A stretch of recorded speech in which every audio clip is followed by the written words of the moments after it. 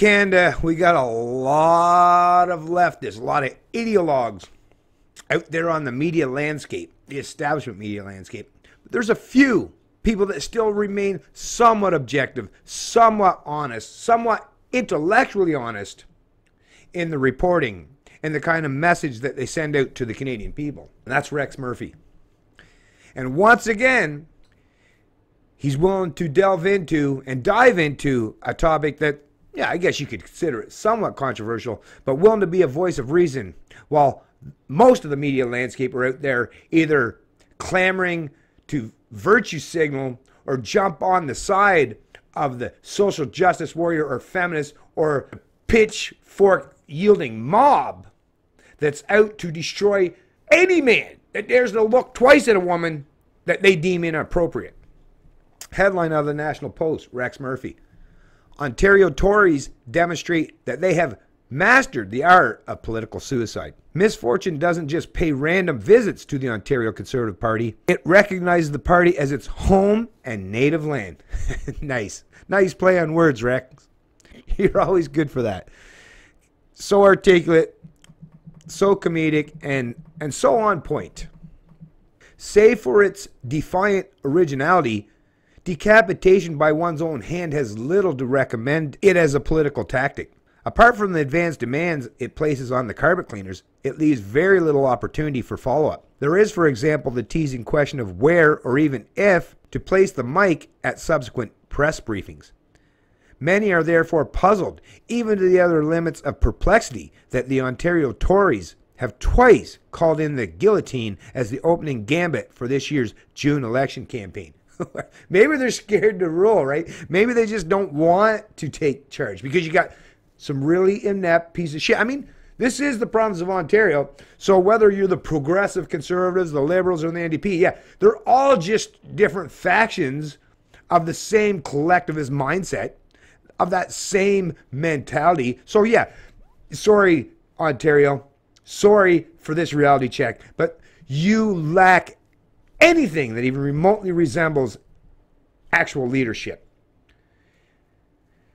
If it wasn't for the fact that the private sector continues to prop up and sustain that province, even with all the imposition of socialist and communist endeavors that are constantly piling on top of the backs of the productive class, they still seem willing to carry that heavy burden, that heavy load. But cracks are definitely showing. And, well, I mean, just look at the debt. Ontario has the largest sub-sovereign debt in the entire world, to the tune of twice what the fucking state of California is. And that's already a basket case on its own economically. So for Ontario to be double indebted to that with a much smaller population, yeah, like I said, the worst in the world.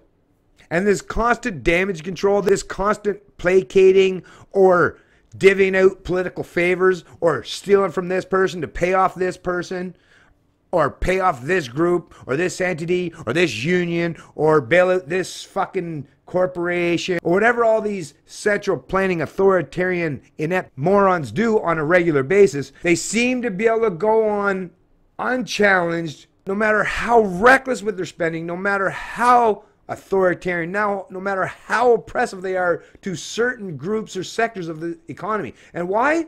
Because, hey, what they've done over the culmination of the last 10, 15 years, or even longer than that, is they've made so many people reliant on big government, suckling on the teat, right? It's really hard to wean them off. So, I mean, Kathleen Wynne, I mean, the last election, she got a majority. Why? Because a lot of Ontarians need to continue to suckle on that teat, and without that teat, they'll all starve to death. Well, that's what happens when you turn yourself into a bunch of fucking parasites that can't sustain yourself, and you're not independent or self-sufficient in any way, and you rely on big government. Well, this is the culmination of this. And nobody, what it is at this point, nobody, well, I mean, Doug Ford, and I mean, hopefully he gets the opportunity, because he's probably like the only one, because he's something akin to a Donald Trump. It's like, he's a China in a bull shop. No, we're going to fucking wreck this shit. We're going to fuck this shit up because The only way, like, you can't tweak, you can't tinker around the edges when you get this fucking far gone. And just like, you know, in certain aspects of the United States, when you get too far gone, you can't just tinker around the edges anymore. You got to, like, be a bull in the china shop and start fucking just wreck fucking all the old fucking paradigms and start rebuilding anew. And I don't mean the Keynesian kind of bullshit where it's just wreck it for the sake of spending. No, it's just, there's way too much spending already happened. So it's like, wreck it so they're not spending anymore. You know, fuck the, you know, blow out all the bullshit, knock over all the crap, eliminate all the fucking bureaucracy, then you won't have to worry about rebuilding that china shop. You know, maybe you might be able to retweak it into a modern tech, more modern, innovative, prosperous and sustainable business instead of a china shop, right? Where everybody walks around on eggshells all the time because they don't want to rock the boat or be politically incorrect or challenge the authority of the collective central planner or the windbag feminist that has been destroying the economy in that province for, like I say, going on a decade and a half now. And her, well, her and her ilk McGinty that came before her.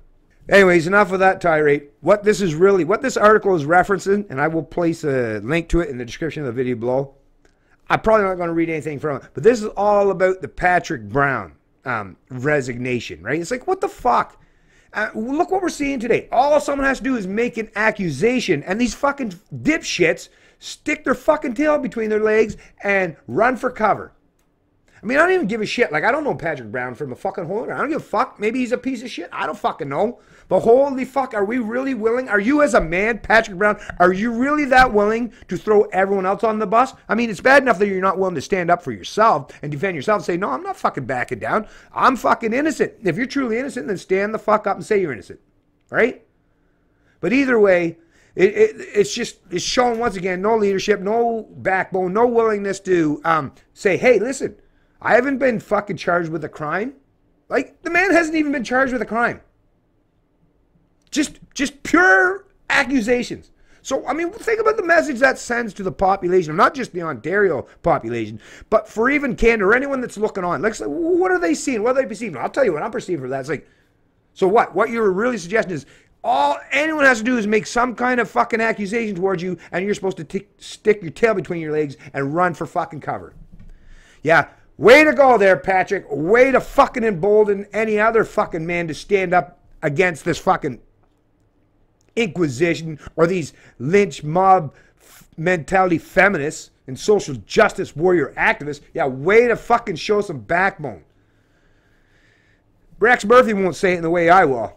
Now, he uses the language in a much more subtle and nuanced undertones and a little bit maybe more articulate, but I'm just going to tell you straight up, folks, this is fucking bullshit. We got to push, like I say, I refuse to let one more generation of young men or young boys grow up in this fucking country. I know this has been happening since the 60s, where women have been using the power of government, of force, you know, the big gigantic gun in the room, to constantly impose and force men to be subjected to their ideology, to their preferences, to their edicts.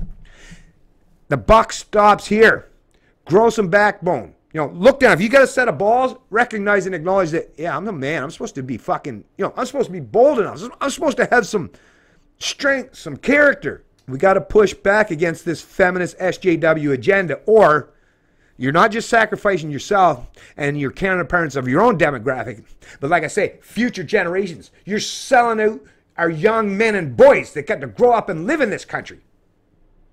I refuse to just lay down or roll over for this shit. You better believe I'm going to stand up. Well, I'm a guy that I have 2 sons.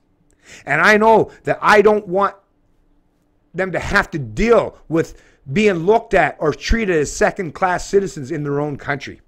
And I refuse to roll over, play dead, or be politically correct in any way. I don't give a fuck how many people cares about what I say. I don't care how many people say anything negative or derogatory towards me. Bring it on. Bring it on. I've got broad shoulders and I'll take whatever you got to throw. And matter of fact, if you throw enough at me, you better watch out for some ricochet, because it might end up harming you a lot worse than it will me. Skidday Libertarian, and I love liberty.